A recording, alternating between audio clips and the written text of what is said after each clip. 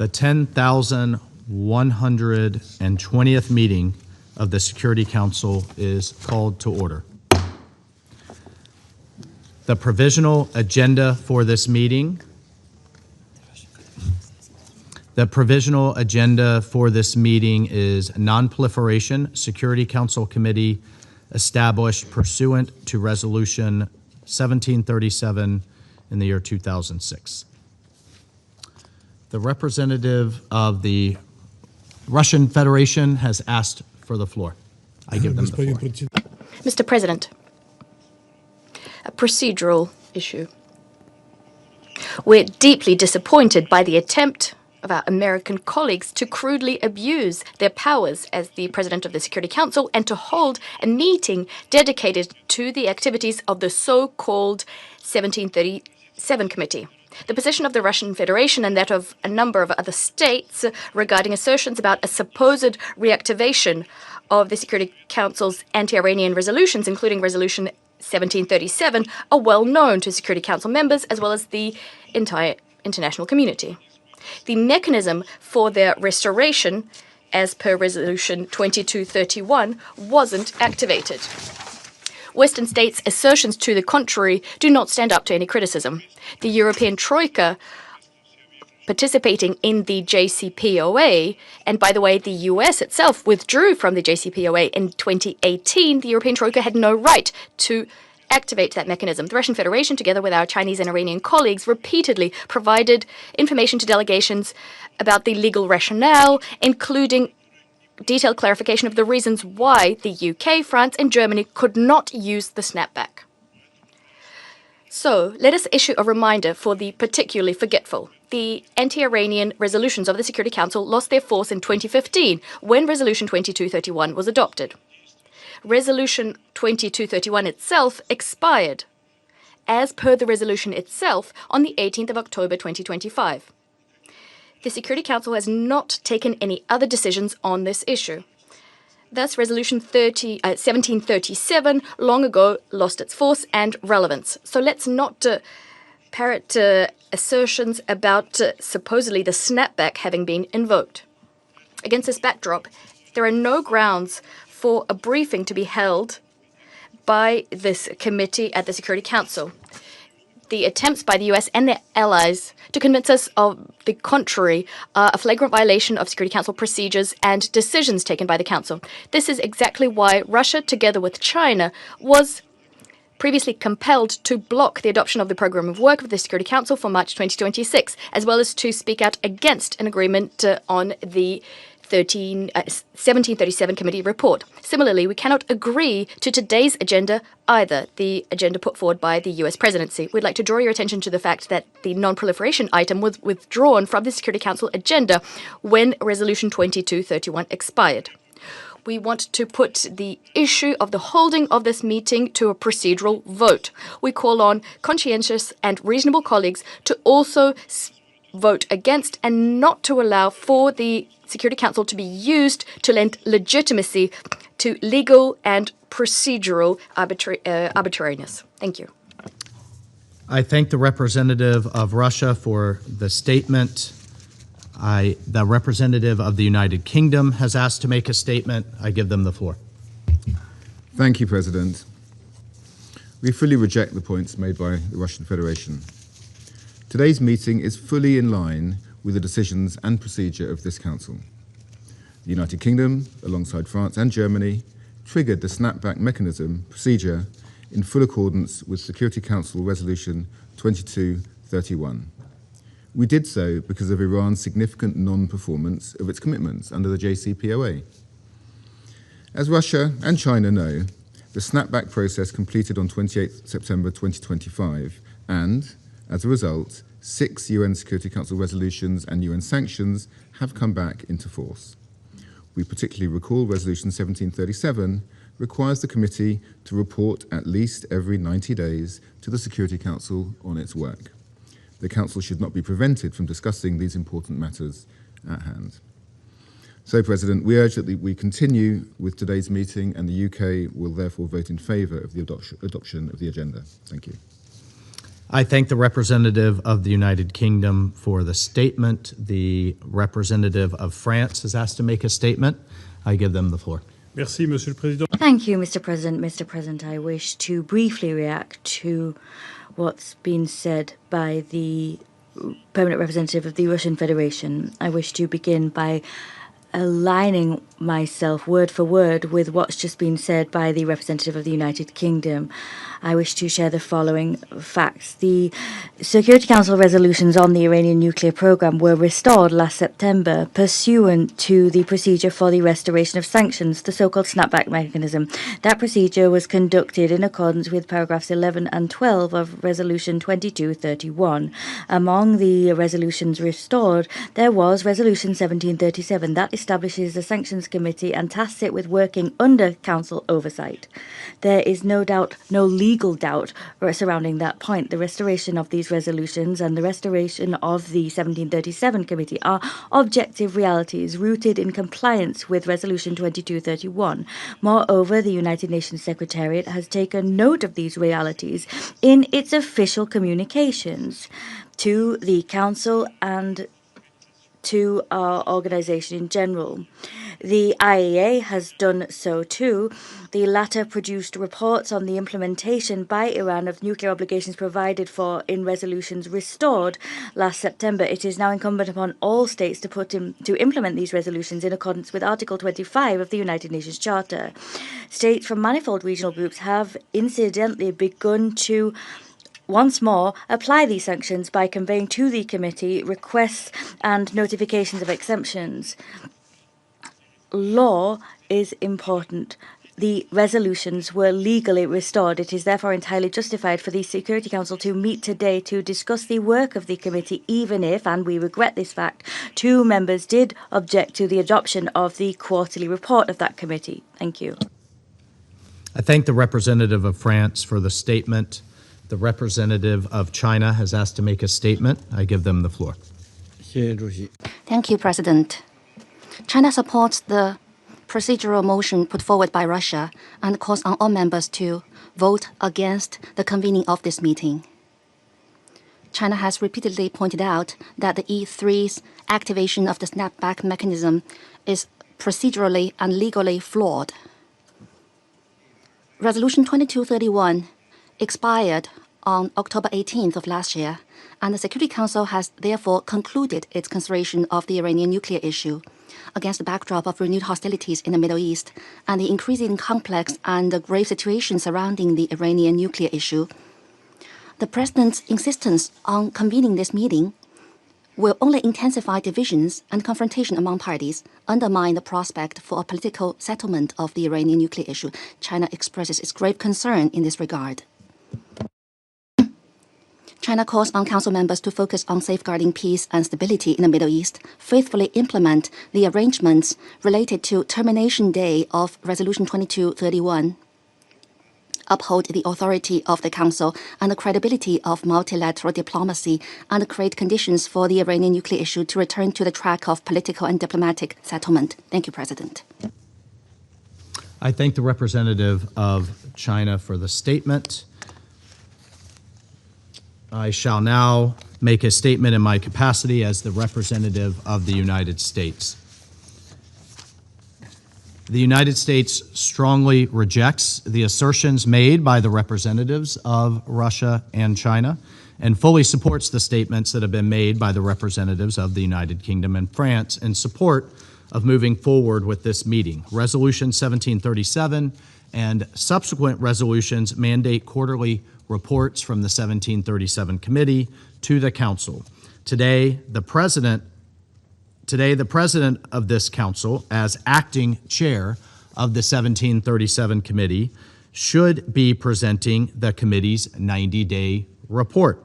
We are disappointed that the obstruction from 2 Council members blocked the delivery of this mandated report to the Council, despite it being an entirely factual description of the committee's activities during the reporting period. It is necessary to nevertheless continue to move forward with this meeting, which provides an important opportunity to discuss implementation of the sanctions measures reinstated by this council. I would also note that on the first day of the U.S. presidency, all council members, except 2, confirmed their support for holding this mandated meeting. I urge everyone to join us in voting yes to adopt the agenda, hold this meeting, and allow the council to proceed with its work. I now resume my function as president of the council. As president, we believe it necessary to move forward with this meeting. In view of the request and the comments made by members of the Security Council, I intend to put the provisional agenda to the vote. Accordingly, I shall put it to the vote now. Will those in favor of the adoption of the provisional agenda, non-proliferation, please raise their hand.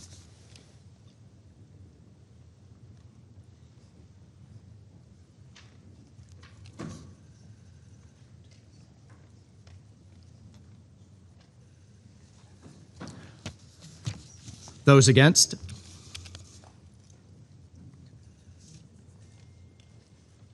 Abstentions?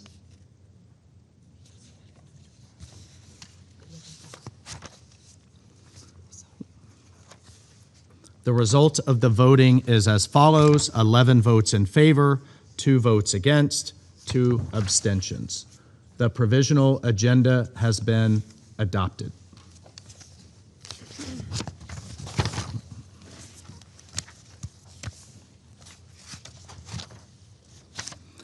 The Security Council will now begin its consideration of item 2 of the agenda. I shall now make a statement in my capacity as representative of the United States. Colleagues, today was meant to be a straightforward mandated meeting of the 1737 Committee. But unfortunately, our Russian and Chinese colleagues continue to block this committee's important work as part of their collaboration with the Iranian regime. On March 6th, the Russian and Chinese delegations officially blocked and objected to the 90-day report of the 1737 Committee mandated in Resolution 1737. By doing this, Russia and China have made clear that the 1737 Committee exists and is functional. It is a simple fact that on September 19th of last year, the Council decisively voted against a resolution introduced pursuant to Resolution 2231 to continue sanctions relief for Iran, thereby reinstating 6 previously suspended UN Security Council resolutions relating to Iran to include the resolution that established the committee. So what this means in plain language is that all member states of the United Nations should be implementing an arms embargo against Iran, banning the transfer and trade of missile technology, and freezing relevant financial assets in line with the robust UN sanctions that had been in place before 2015 and have now been snapped back into place. The UN provisions to be reimposed are not arbitrary, but instead narrowly scoped to address the threat posed by Iran's nuclear, missile, and conventional arms programs and Iran's ongoing support for terrorism. Iran had ample opportunity to prevent this outcome.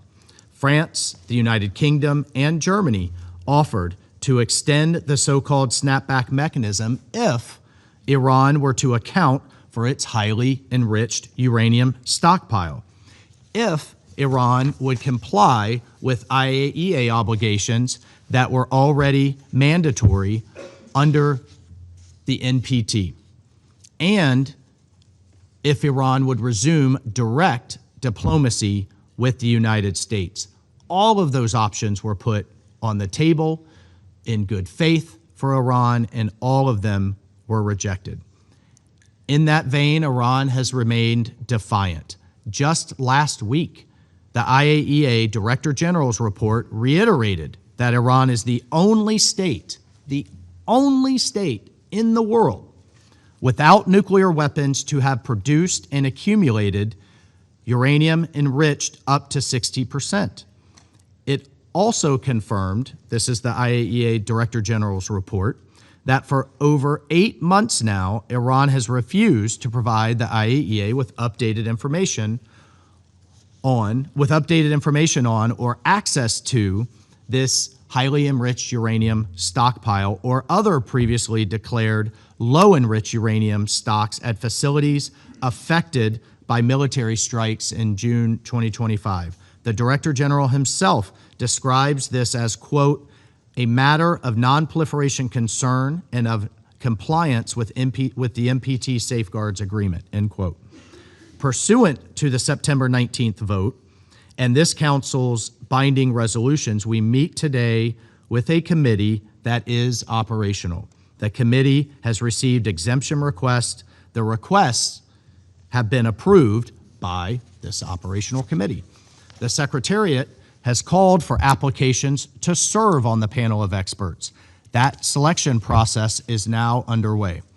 We urge Council members to press our Russian and Chinese colleagues to allow the Council to appoint a committee chair. This obstructionism thus far on the matter of a 1737 committee chair is predicated on a bad faith and baseless reinterpretation of events. The truth of the matter is that Russia and China do not want a functional committee, not out of some type of legal objection, but because they want to protect their partner Iran and can continue to maintain defense cooperation that is now once again prohibited.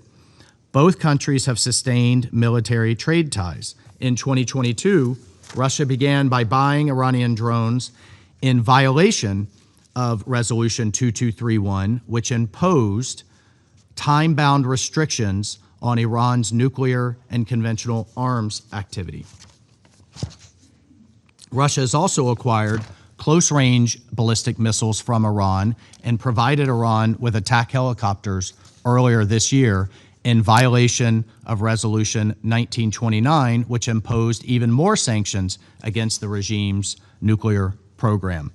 All of this while Iran continues to evade sanctions, fire ballistic missiles and drones at civilians in the region, and attack civilian shipping in the Gulf, and wreak havoc in the Strait of Hormuz. So, colleagues, let's end. Enough of the performative hand-wringing supposedly over process. The reality is Russia and China do not want this committee because it will continue to protect their partner, Iran.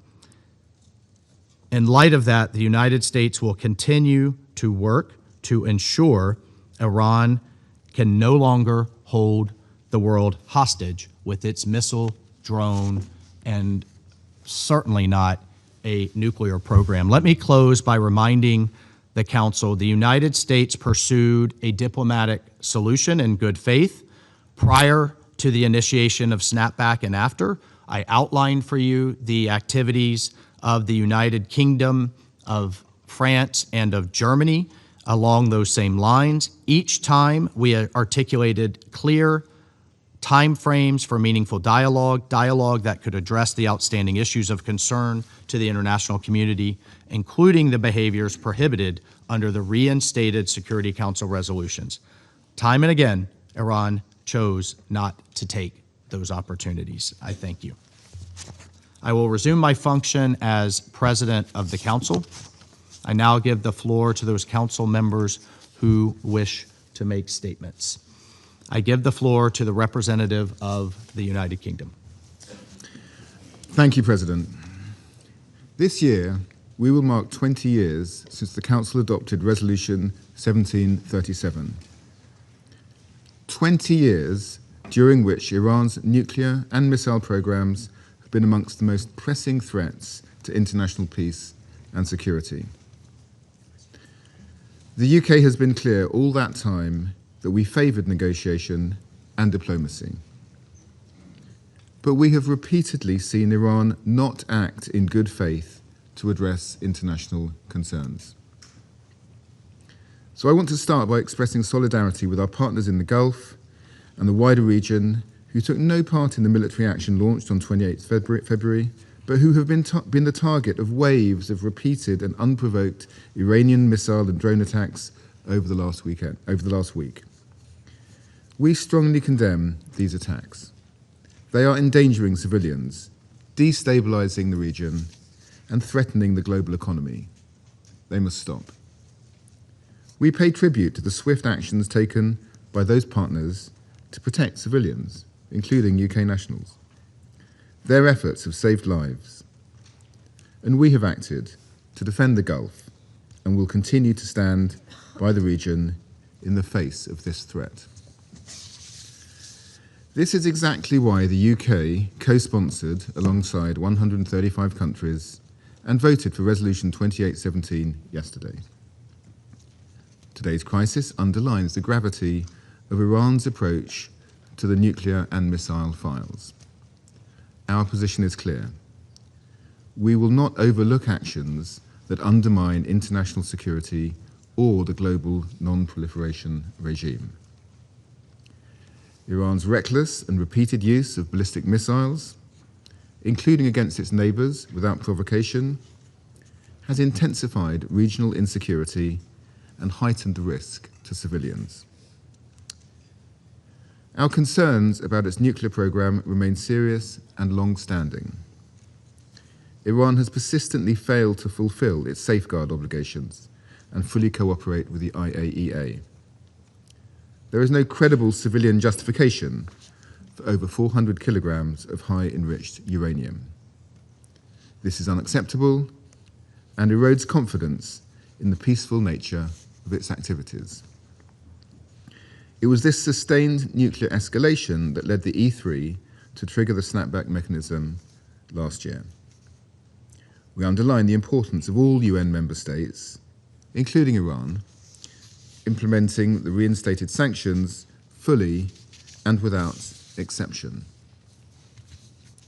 Resolution 1737 imposes sanctions banning nuclear technology and materials, imposes asset freezes on key individuals and entities linked to Iran's enrichment program, and establishes a sanctions committee. These restrictions play a critical role in curbing Iran's destabilizing actions by narrowing its access to the capabilities that sustain its missile program, and by constraining Iran's nuclear proliferation activities. Effective global compliance is essential for the 1737 Committee to carry out its mandate. We encourage rigorous monitoring and reporting and call for the swift appointment of a chair. The panel of experts must be established without delay to independently investigate alleged violations of sanctions. We call on those member states that have sought to evade or undermine the UN sanctions reinstated under the snapback mechanism to cease doing so immediately. This approach only emboldens Iran. No member state should, directly or indirectly, undertake or facilitate any action that breaches or circumvents sanctions, and all should press Iran to halt its destabilizing behavior. All member states have a clear responsibility to fulfill their UN obligations in full, particularly on an issue as grave and consequential as this.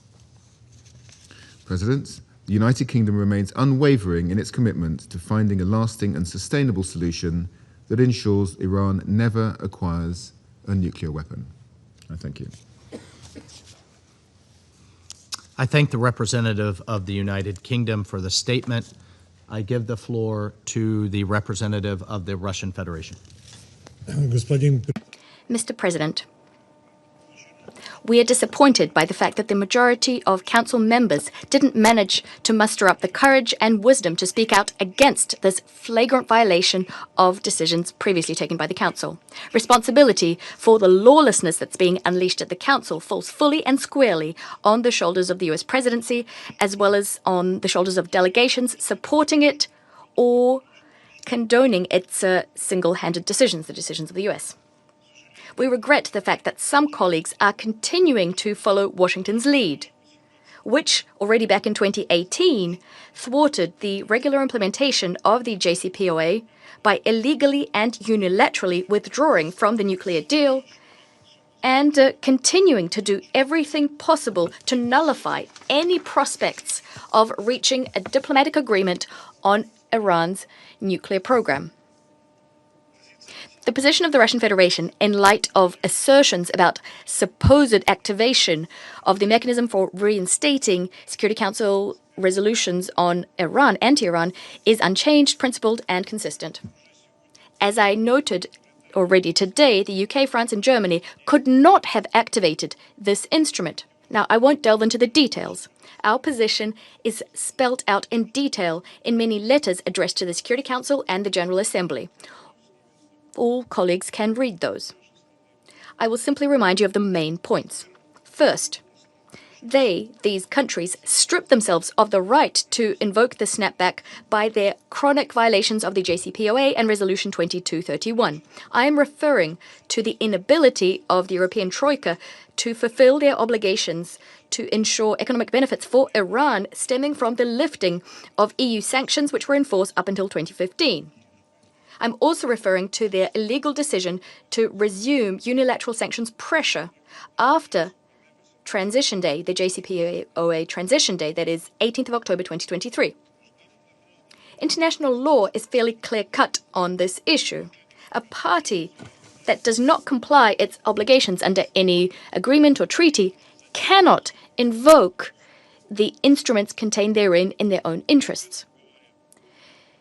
This is what the so-called clean hands doctrine speaks to, as does the Pacta sunt servanda principles, not to mention advisory opinions issued by the International Court of Justice. Second, the JCPOA, which is an inextricable part of Resolution 2231, of which the JCPOA is a part, clearly sets out the procedure for resolving any contradictions when implementing said agreement. Before the issue of non-compliance with the JCPOA can be referred to the Security Council for consideration. Now, this issue must be considered in detail by the Dispute Resolution Mechanism in Vienna, that is the DRM. Paragraphs 36 and 37 of the JCPOA set forth a specific algorithm, a formula for conducting this process. So no matter how much the UK, France, and Germany try to convince us that they supposedly used the dispute resolution mechanism all the way back in 2020, the fact of the matter remains. This mechanism was not just not exhausted, it wasn't even launched due to serious procedural gaps which were never resolved. Thus, the so-called notification the Europeans sent regarding the triggering of the snapback on the 28th of August 2025, sent to the Security Council, was legally null and void. For that reason, the outcome of the 19th of September vote on the draft resolution aimed at maintaining the regime, lifting anti-Iranian Security Council resolutions, couldn't have had any legal nor procedural ramifications. In a nutshell, there was no snapback. UN Security Council Resolution 2231 lost its force on the 18th of October 2025. Against this backdrop, Western attempts to justify their groundless assertions using the UN Secretariat position do not stand up to criticism either. UN colleagues did take steps, specifically informing member states about the resumption of resolutions and recreating the website of Security Council Committee 1737 and its sanctions list. Well, these steps are simply illegal actions taken by the Secretariat in violation of Security Council Resolution 2231, as well as Article 100 of the UN Charter, which prohibits the Security Council and organization staff from receiving instructions from any government. Under such conditions, the Russian Federation sees no rationale for getting Security Council Committee 1737 back up and running, not to mention discussing its functioning at Security Council meetings. We deeply regret that Western delegations are insisting on trying to legalize their claims. This is having a negative impact on the work of the entire Security Council. The Europeans and their allies are simply holding hostage the issue of seat distribution in Security Council subsidiary bodies, demanding that it be linked with the appointment of the chair of the illegitimate 1737 committee. We'd like to underscore yet again, any such attempts are doomed to fail. We urge our Western colleagues to stop such groundless and unconstructive political paradigms, stop pursuing them, because they are dealing a serious blow to the effectiveness of our joint work. We cannot but remind you that the Russian Federation, together with China, has done everything within its power to prevent such a difficult, very difficult legal and procedural situation from coming to pass. At the height of disagreements over the Snapback, we put forward a depoliticized and balanced draft resolution on a technical rollover of Resolution 2231 for a period of 6 months. If that document had been adopted, it would have helped us to freeze the situation for a little longer, giving the settlement of disagreements on the Iranian nuclear program without creating such a crisis at the Security Council, giving this opportunity a chance. Well, Western states and other delegations supporting them did not seize that opportunity. Subsequent events, especially those that we've had to bear witness to over the last week and a half, clearly demonstrate that diplomatic settlement was not part of the plan for the US and their allies from the very beginning. They knowingly raised the stakes. They whipped up hysteria surrounding supposed plans Iran had to get a nuclear weapon. They were never corroborated by IAEA reports, in contrast to what the US representative asserted today. This was done in order to undertake yet another military venture against Tehran and to ensure greater escalation of the situation in the Middle East and beyond. Against this backdrop, we'd like to remind you that the Russian Federation categorically condemns the act of military aggression against Iran by the US and Israel in violation of the UN Charter and the basic norms of international law. Such actions cannot be justified in any way, shape, or form. And the groundless and divorced from reality insinuations surrounding the Iranian program aimed at peaceful development of the atom cannot serve as rationale either. Linked to today's meeting, we cannot but underscore that while previously US colleagues had no legal grounds for raising the issue of resuming the anti-Iranian resolutions of the Security Council and the restoration of the 1737 committee, previously it had no legal rationale, now it doesn't even have any moral rationale. Our country will continue to do everything within its power to counter such attempts. Will also facilitate all initiatives aimed at reverting the situation surrounding Iran to the realm of political and diplomatic settlement. For that reason, on the 7th of March, my delegation disseminated among council members a draft resolution calling an immediate cessation of military hostilities by all parties. Our document was balanced, it was unbiased, and depoliticized. As we said yesterday during the vote, the Russian text was focused on condemning any strikes on civilians and civilian infrastructure, as well as the need to ensure security for all states in the Middle East and beyond. The text also urged all parties involved to immediately go back to the negotiating table.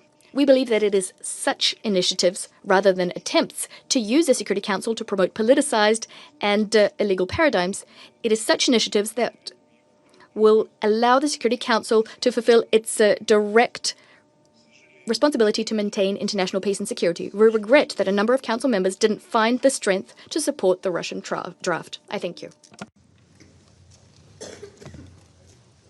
I thank the representative for his statement. I give the floor to the representative of China. Thank you, President. China has just stated its position regarding the 1737 committee and its opposition to the convening of this meeting. China doesn't intend to comment on the committee's work. However, as a council member, China wishes to emphasize the following on the current situation of the Iranian nuclear issue and its path forward. First, The use of force is not the right way to resolve international disputes. Iran's sovereignty, security, and territorial integrity must be respected. The United States and Israel must immediately stop their military operations, refrain from attacking Iranian nuclear facilities under IAEA safeguards, avoid further escalation of the tension, and prevent the conflict from spreading across the entire Middle East region. All parties should maintain calm and restraint, fulfill their obligations under international law, and effectively safeguard the safety of civilians and civilian infrastructure. The international community should send a clear and unequivocal message opposing the regression of the world to the law of the jungle. Second, the Iranian nuclear issue must ultimately return to the track of a political and diplomatic settlement. I want to emphasize that it was precisely the United States that unilaterally withdrew from JCPOA, which triggered the Iranian nuclear crisis. It was also the United States that, in total disregard of its own credibility, on 2 occasions joined Israel and resorted to blatant use of force against Iran during the negotiation process, which rendered the diplomatic efforts futile. The United States, as the instigator of the Iranian nuclear crisis, its conduct violates the international law and the purposes and principles of the UN Charter. China strongly opposes to such conduct. China strongly condemns such conduct. We urge the U.S. to change its course of action immediately and return to the course of diplomatic negotiations and clearly undertake not to use of force and engage with Iran on negotiations and reach a solution that meets the expectations of the international community. The relevant European countries should cease to fan the flames. They should play a constructive role in easing tensions. China commends the regional countries and the IAEA for their mediation efforts and support their continued assistance in resuming negotiations to promote a peaceful solution to the Iranian nuclear issue. Third, fairness and justice must be upheld, and Iran's right as a state party to the NPT to peaceful uses of nuclear energy must be safeguarded. Iran has repeatedly affirmed that it doesn't seek to develop nuclear weapons.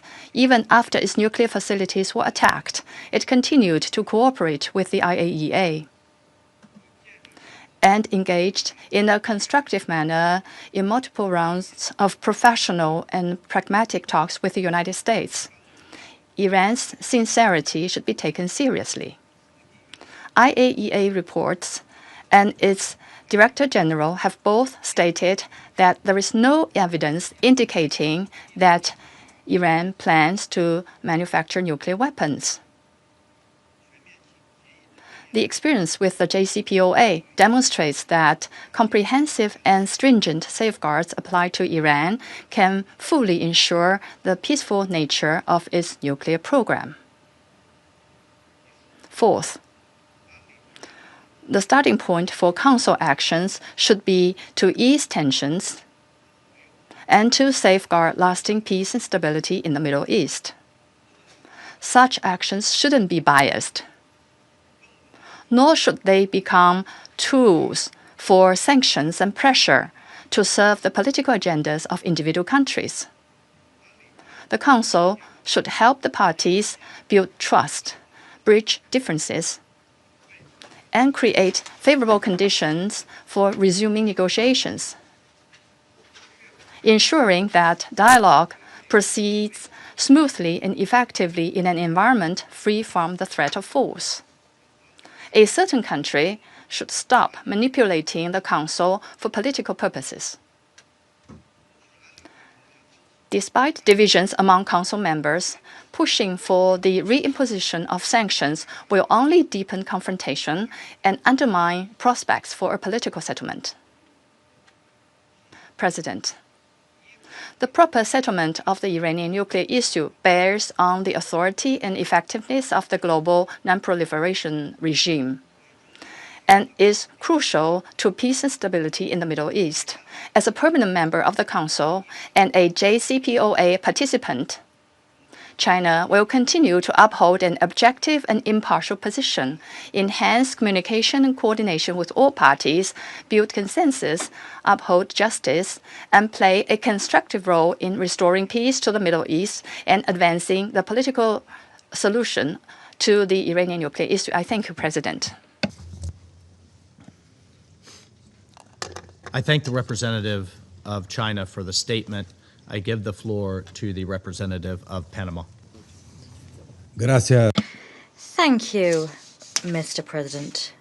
In the current context of tensions in the Middle East, the situation regarding Iran's nuclear program remains a matter that we must increasingly pay urgent attention to as an international community. The Republic of Panama remains of the firm belief that non-proliferation of weapons of mass destruction stands as a priority for international security and global stability.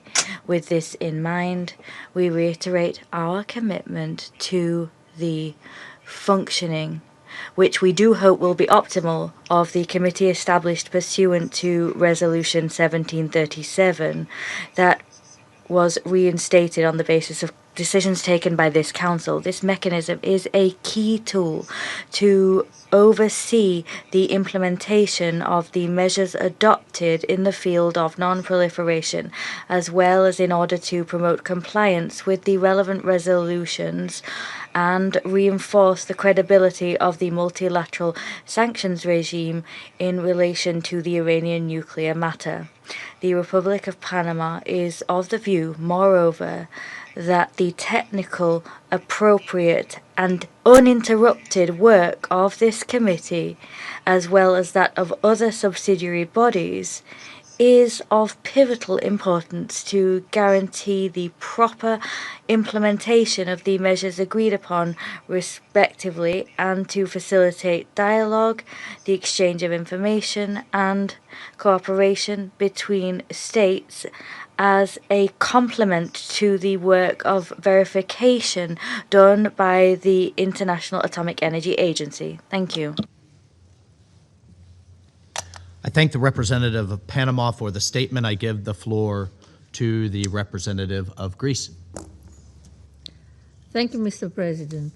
On the issue of reinstating the 1737 committee, we would like to make clear that we consider this valid and legitimate. All subsequent actions towards restarting the work of the committee have our full support. This follows 2 votes in September where the Council decided on this matter, including on the snapback mechanism on the 19th of September. Linked to this issue is the broader question of Iran's nuclear program.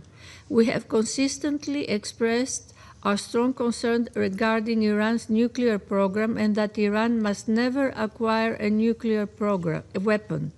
In this regard, full cooperation with the IAEA and strict adherence to international obligations are needed, along with a strong, permanent, and verifiable oversight on Iran's nuclear program.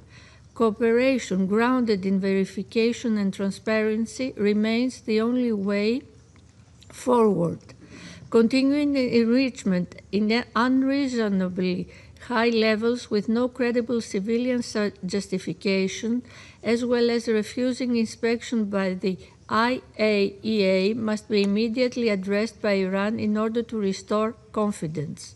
In this context, Greece yet again reiterates its unwavering commitment to the nuclear non-proliferation regime, with the IAEA and the NPT as its essential institutional pillars.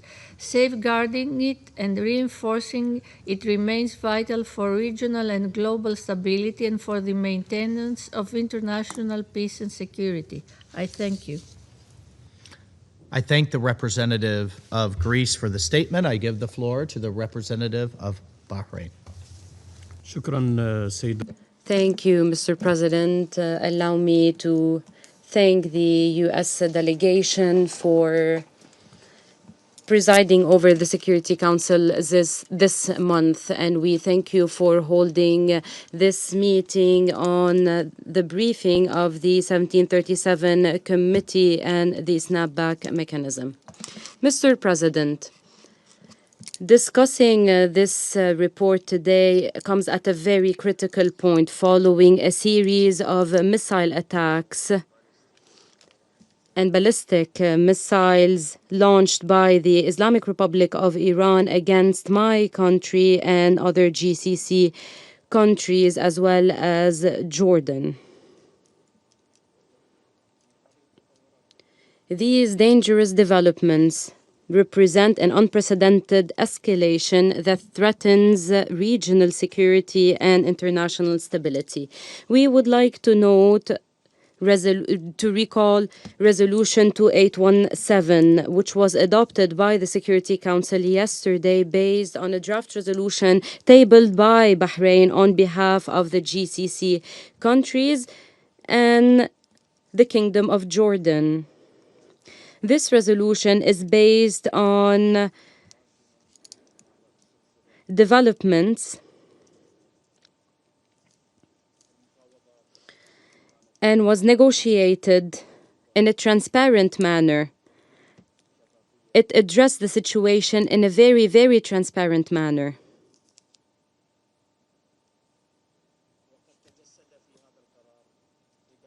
In this resolution, the international community condemned the Iranian attacks by ballistic missiles and drones against GCC countries, and it called for halting them immediately and for respecting the sovereignty and territorial integrity of states.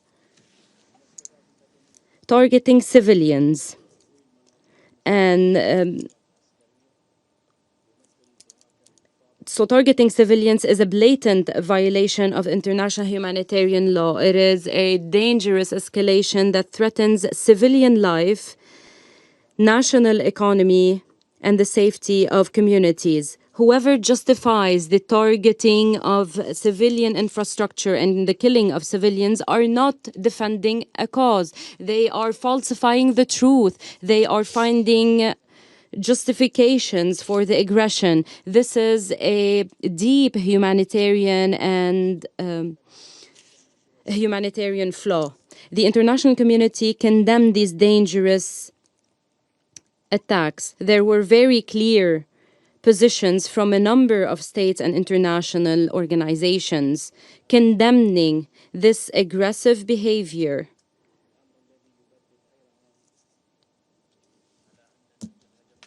This proves that the attacks by the missiles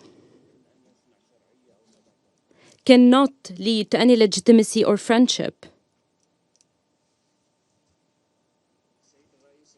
Mr. President, the 1737 Committee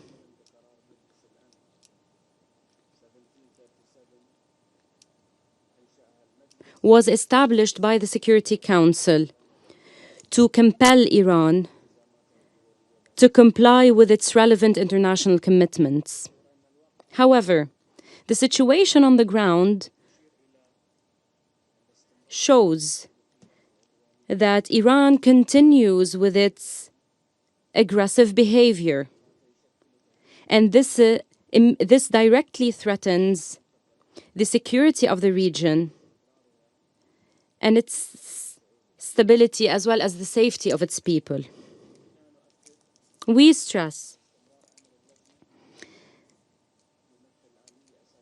that the committee has to work. This is an essential mechanism to ensure that Iran abides by its international commitments to promote the effectiveness of the UN sanctions. This can help in curbing activities that threaten the safety and stability of the region. Mr. President, in conclusion, we call upon the Security Council to shoulder its responsibility in full in fighting these dangerous violations and taking a firm position against these hostilities to ensure regional and international security and stability. Thank you, Mr. President. I thank the representative of Bahrain for the statement. I give the floor to the representative of Latvia. Thank you, Mr. President. As we're facing the ongoing hostilities in the wider Middle East, Iran's nuclear program and non-compliance with its international obligations are at the very center. And we express our regret that this is the first time we're discussing the 1737 committee since the imposition of Council sanctions on Iran in September of last year, despite the fact that we have been legally mandated to do so every 90 days. We also express our regret that an agreement was not reached on the 90-day report of the 1737 committee. The sanctions against Iran have been reimposed and remain in force. They reflect binding international law, and all UN member states, including the members of the Security Council, are obliged to respect and implement them. These sanctions were imposed due to continued and systematic failure of Iran to live up to its international obligations, most notably under the JCPOA and the NPT, including its non-negotiable legal obligations under the Comprehensive Safeguards Agreement. So let us be clear.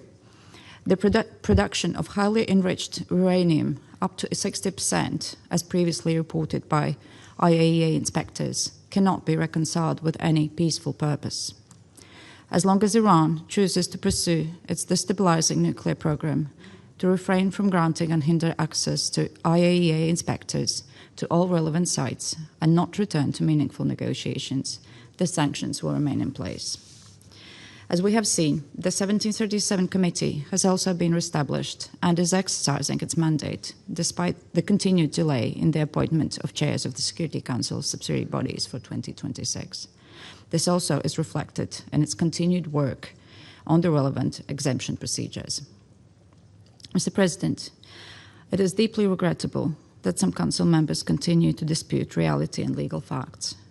It is even more regrettable that in order to do so, the work of all Security Council subsidiary bodies is being paralyzed.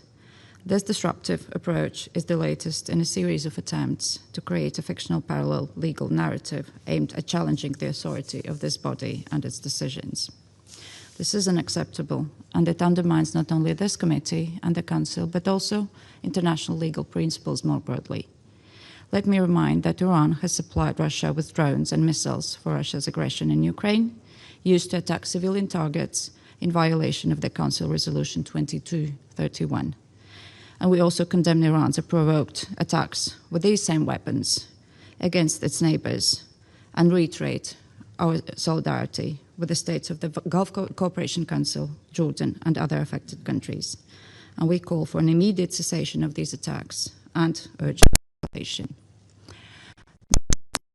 Finally, allow me to reaffirm my willingness to engage constructively in further work of the 1737 Sanctions Committee and express hope that the subsidiary bodies will resume their full operation as soon as possible, and that we will also support all efforts to ensure that Iran never acquires a nuclear weapon. I thank you. I thank the representative of Latvia for the statement. I give the floor to the representative of Denmark. Thank you, Mr. President, for convening this meeting. We regret that the 1737 committee was unable to agree on the 90-day report due to the unwillingness of some council members to recognize the decision that the council took in September last year on the snapback mechanism. Let me begin by expressing Denmark's deep concern with the continued escalation of the situation in the Middle East. We are witnessing a further destabilization of the already volatile and tense situation with grave consequences for the people across the region and for international peace and security. We're deeply concerned about reports of increasing civilian casualties and displacements. We call for maximum restraint and respect for international law, including international humanitarian law. We call for diplomatic efforts to reduce tensions and for negotiations to be resumed in good faith. Furthermore, Denmark strongly condemns Iran's continued attacks on countries in the region and beyond. These attacks must stop. We express our full solidarity with all the countries concerned. This is also why Denmark co-sponsored and voted in favor of the resolution presented by Bahrain on behalf of the GCC and Jordan yesterday. We were pleased that Resolution 2817 was adopted. Madam President, when it comes to Iran's nuclear aspirations, Denmark has always been clear. Iran must never be allowed to develop or acquire a nuclear weapon. As we watch the current escalations unfold, we're reminded why this is so important. We're deeply concerned by Iran curtailing cooperation with the IAEA, which has lost continuity of knowledge and for almost 9 months has been unable to provide information on the status or whereabouts of the enriched uranium stockpiles in Iran. As the IAEA has stated, this is a matter of proliferation concern and of compliance with Iran's NPT Safeguards Agreement. The IAEA's latest report, which predates the current escalation in the region, confirmed that Iran continued to deny the agency access to a number of nuclear facilities. This is not in line with Iran's NPT legally binding safeguard obligations and is deeply alarming. We see no credible civilian justification, neither for accumulating nor for hiding highly enriched uranium stockpiles. Last year, the E3 legitimately activated a snapback mechanism, and following the vote in the Security Council, all sanctions against Iran were reimposed. We call on Iran and all UN member states to fully comply with the 6 reinstated Security Council resolutions. Madam President, in closing, Denmark has and will continue to engage constructively in the work of the 1737 Committee.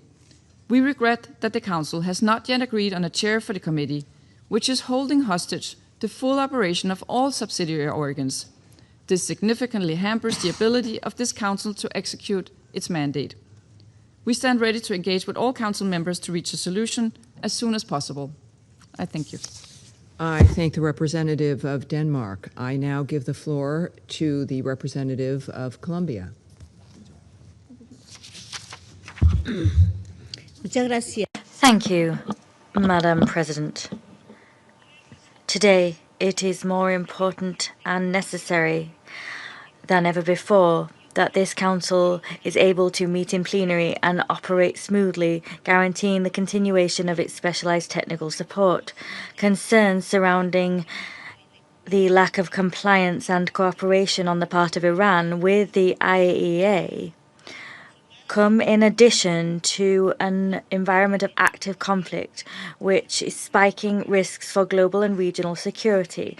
And both these factors make it all the more necessary for the committee to fully perform its duties in their entirety. Having independent technical information and reliable monitoring mechanisms contributes to reducing risks of escalation and to avoiding erroneous interpretations regarding the situation on the ground, interpretations which could worsen the very same. Madam President, Colombia wishes to underscore the critical importance of the work of the IAEA and of its effective presence in these sites subject to its monitoring and verification. With this in mind, my country encourages Iran to guarantee the conditions necessary for the safe and timely access of the IAEA to facilities in order to resolve outstanding issues, safeguards issues, that is, pursuant to the NPT, and in order to restore full traceability and verification. For Colombia, it is also vital to ensure that without delay we have a fully operational panel of experts. That will make it possible to rigorously document implementation, detect patterns of sanctions evasion, and issue evidence-based recommendations. we hope that the selection process currently underway will prompt progress towards the appointment of the panel in a timely fashion and to guarantee the technical support that this committee requires. Moreover, we wish to emphasize that Council sanctions are not an end in themselves, nor a punitive instrument. Rather, they are measures created to prevent, deter, and correct behavior which threaten peace. They are tools to support political solutions and to promote non-proliferation. Sanctions function best when they are part of a strategy which combines diplomacy and verification. Colombia will participate actively in the committee's deliberations with a constructive spirit and a results-orientated focus. We will continue to defend diplomatic channels, restraint, and the search for political solutions which make it possible to heed concerns around Iran's nuclear and ballistic program, as well as to mitigate tensions and open the way to the de-escalation of the conflict currently raging. In light of the above, my country appeals for restraint and de-escalation. We also appeal for a return to diplomacy as the only sustainable path towards avoiding greater tension and rebuilding trust. Madam President, we reaffirm our conviction that multilateralism, international cooperation, and objective technical verification remain the best chance we have of reducing risk, bolstering collective security, and contributing to stability, not only in Iran, but in the region as a whole. Thank you. I thank the representative of Colombia. I now give the floor to the representative of France. Merci, Madame la Présidente. Thank you, Madam President. I wish to thank the Presidency for organizing this meeting on Committee 1737. The war into which the Middle East has been plunged must cease now. We stand in solidarity with the victims of these indiscriminate strikes, and we want a solution that respects international law and which guarantees lasting peace. Iran bears overwhelming responsibility for the catastrophic situation which is besetting both the region and the world. For years, Iran has played a destabilizing role for peace, international peace and security. Iran continues nuclear activities which violate its international obligations. For more than a year, the country has suspended almost all cooperation with the International Atomic Energy Agency. The agency is no longer in a position to guarantee the exclusively peaceful nature of the Iranian nuclear program. Secrecy cloaks the situation surrounding Iran's stockpiles of 450 kilos of highly enriched uranium. That is a quantity liable to allow the production of around 10 nuclear explosive devices. Moreover, Iran has developed a ballistic program which is of Herculean proportions. Thousands of ballistic missiles and tens of thousands of drones have been produced and continue to be produced, and they are widely used as we speak against countries in the region.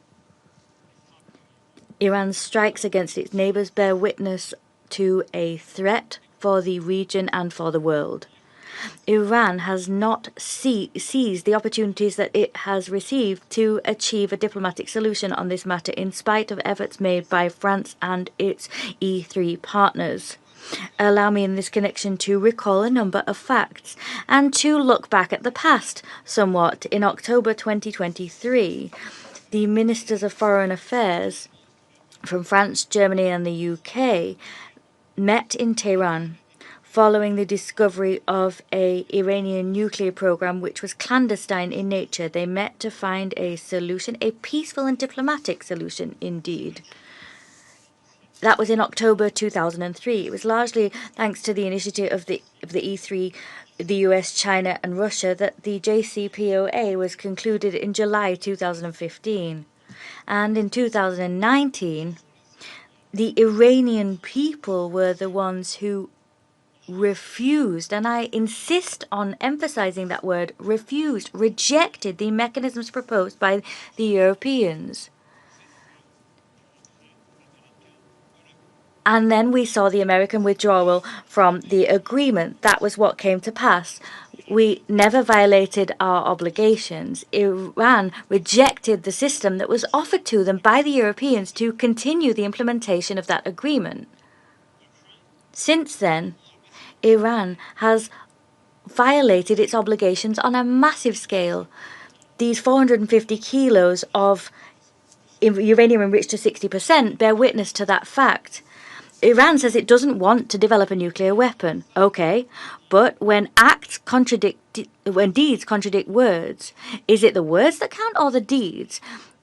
Today's strikes against neighbors in the region give us the answer we're looking for. Iran says, and said again yesterday, that it is not attacking its neighbors, but is only targeting military facilities. Facts on the ground prove the contrary. However, France remains convinced of the relevance of diplomacy, and we demonstrated that very fact during the sessions of talks in Geneva in 2024 and 2025 alongside its European partners. Against that backdrop, last year France and its E3 partners had no other option but to activate the process to reinstate Security Council sanctions. The Snapback resolutions on the Iranian nuclear and ballistic missiles program were reimposed, and they stipulate in particular that Iran must halt its uranium enrichment activities, resume cooperation with the IAEA, and cease its ballistic programs. It is now incumbent upon member states to implement these resolutions in accordance with Article 25 of the Charter. We call upon member states to support the work of the 1737 committee, a committee that was reinstated to monitor the implementation of these resolutions. We note with satisfaction that the committee has resumed the implementation of its exemption mechanisms. Mr. President, the reinstatement of sanctions is quite clearly not an end in itself. It is a peaceful tool aiming to ensure the cessation of Iran's destabilizing activities. The implementation of the reinstated resolutions must consequently act as a lever to encourage Iran to return to serious negotiations. France, alongside its partners, remains ready and willing to participate in efforts to find a robust, verifiable, and lasting agreement, one which will allow the resolution of issues regarding the Iranian nuclear and ballistic programs and its role at a regional level. Thank you. I thank the representative of France and now give the floor to the representative of Pakistan. Thank you, President. It is evident that the Council remains divided on the 1737 committee issue. Unfortunately, this split is also preventing agreement on the appointment of chairs of the subsidiary bodies, greatly impacting their work. We are of the view that matters related to 1737 committee must not be allowed to impede the routine work of the Council and its subsidiary bodies. We also note the lack of agreement on the report on this matter that should have formed the basis of today's meeting. President, the development since last June, as well as the ongoing situation that started with the unprovoked and unwarranted attacks on Iran, have deeply impacted the context of the Iranian nuclear file. Regrettably, the breakdown of diplomacy on the Iranian nuclear issue has further complicated an already complex matter that has been on a downward slide for the last few months.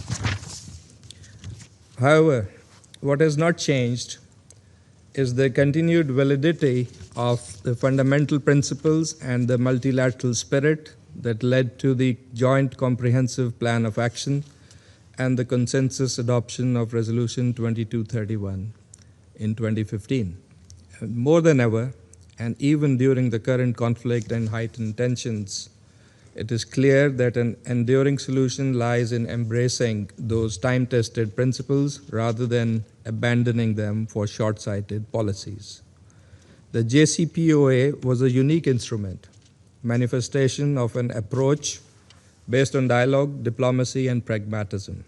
It was the outcome of painstaking and arduous yet constructive negotiations. It charted a roadmap to comprehensively address the concerns of all parties based on reciprocal actions and thus embodying peaceful resolution of disputes that is at the heart of the UN Charter.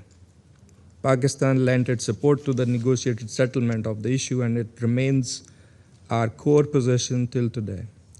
It was also in that vein that Pakistan supported the draft resolution that was presented last September to effect a 6-month technical extension of Resolution 2231 in order to provide time for diplomatic engagement.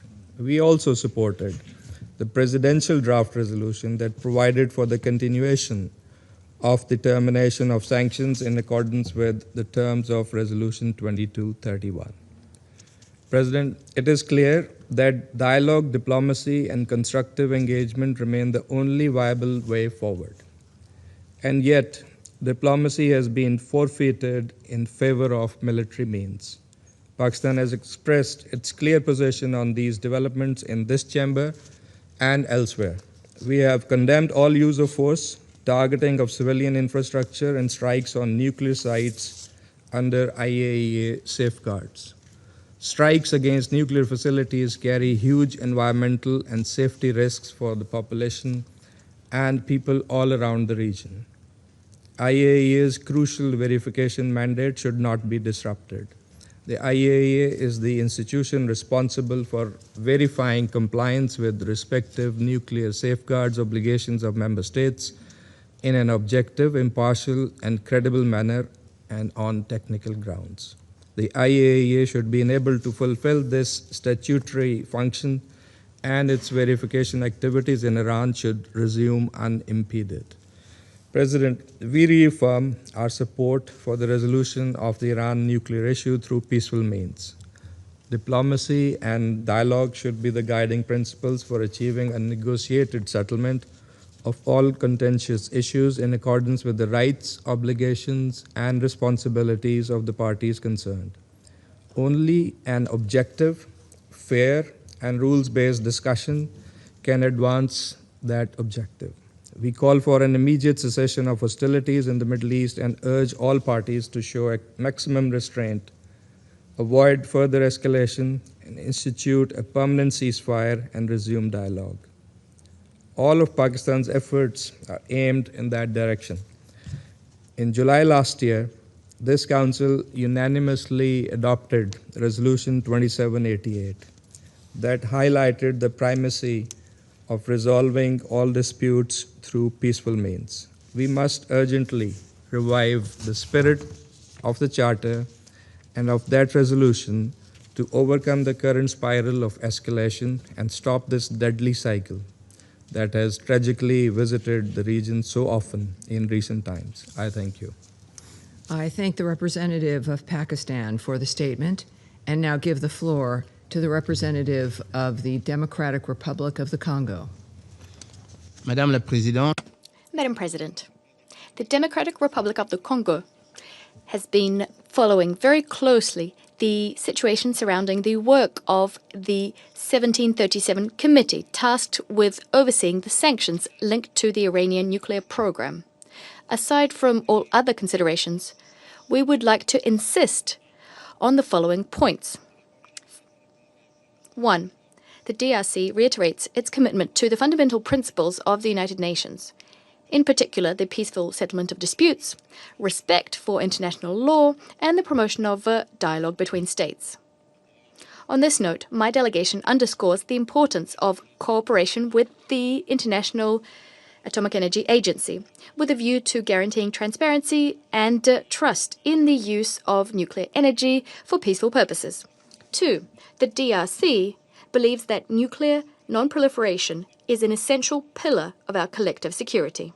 Nonetheless, we equally believe that any measure adopted by the Security Council must go hand in hand with sustained diplomatic efforts so as to promote a negotiated, lasting, and mutually acceptable solution. 3.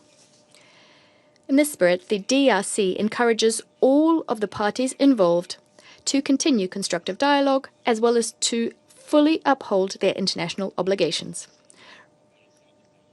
Diplomacy and international cooperation remains the most effective path for resolving tensions and preventing any escalation. By way of conclusion, my delegation would like to recall that the responsibility of the Council in pursuing the noble objectives of our organization, in particular the maintenance of international peace and security, compel us to overcome our differences so as to facilitate the Security Council's subsidiary bodies smoothly conducting Security Council activities. I thank you. I thank the representative of the Democratic Republic of the Congo and now give the floor to the representative of Somalia. Thank you, Madam President. Somalia reaffirms its commitment to the non-proliferation weapons of mass destruction. We take note of the divergent views among Council members regarding 1737. My delegation believes a balanced approach that addresses the concerns of all parties is essential in resolving current challenges. We underscore the primacy of the United Nations Charter and international law and encourage constructive, good faith engagement to preserve the Council's unity. Madam President, regarding Iran's nuclear issue, we urge a return to the negotiation table to resolve the non-proliferation issues. We believe the only viable path forward is a swift recommitment to the talks on non-proliferation in line with relevant international resolutions. Somalia recognizes the indispensable role that the International Atomic Energy Agency, the IAEA, verification and monitoring activities play in ensuring nuclear safety and global stability. We further acknowledge the critical role that the IAEA plays in safeguarding Iran's enriched uranium, including the clarification of information about nuclear materials at several locations. We reiterate our call for the establishment of a Middle East zone free of nuclear weapons and for all region states to join the Treaty on Non-Proliferation of Weapons without exception. Madam President, turning to the work of the subsidiary body organs, we express our deep concern regarding the Council's continued inability to reach a timely consensus on the appointment of chairs and vice chairs for the third consecutive month. The current deadlock follows the unprecedented delay in the appointment of chairs in 2025, the longest in the Council's history. We urge all delegations to show flexibility and a spirit of compromise so that the vital work of these subsidiary bodies can proceed without delay. To conclude, Madam President, the challenges before us demand a collective, measured response rooted in dialogue, mutual respect, and renewed commitment to multilateralism. Somalia stands ready to engage constructively with all Council members. I thank you. I thank the representative of Somalia for the statement and now give the floor to the representative of Liberia. President, today Liberia voted to adopt the agenda to discuss this issue because we believe the UN Charter and the binding language of Resolution 2231 require us to do so. Article 25 obligates all member states to implement Security Council decisions as written. In August 2025, a formal notification of significant non-performance under the JCPOA was submitted. The Council did not adopt a resolution within the 30-day period mandated by Resolution 2231 to continue sanctions relief. Under its explicit terms, the previous resolutions, including 1737, therefore resumed automatically. The IAEA report has documented significant levels of enrichment and stockpiles far beyond the JCPOA limits, providing credible, factual grounds for the notification that activated the snapback mechanism. Liberia's vote reflects no political alignment. It reflects fidelity to the Charter, the Council's own decisions, and the integrity of the non-proliferation regime. And I thank you. I thank the representative of Liberia for the statement, and there are no more names inscribed on the list of speakers. The meeting is adjourned.